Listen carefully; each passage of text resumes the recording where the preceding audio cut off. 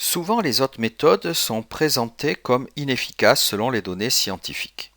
Il convient plutôt de dire que les données sont contradictoires et qu'il est difficile de démontrer une efficacité supérieure au placebo pour les méthodes non médicamenteuses.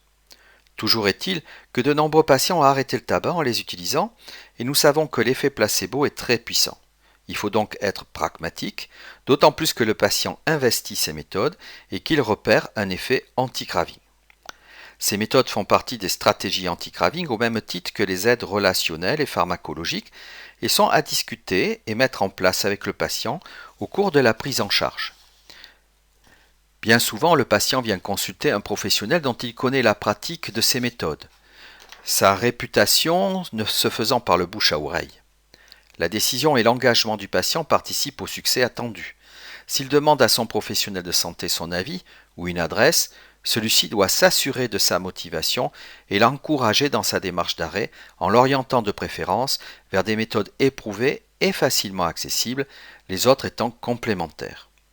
Le lien avec le médecin traitant doit être maintenu, car c'est souvent lui qui assurera le suivi dans la durée, dans le cadre de la prévention de la rechute.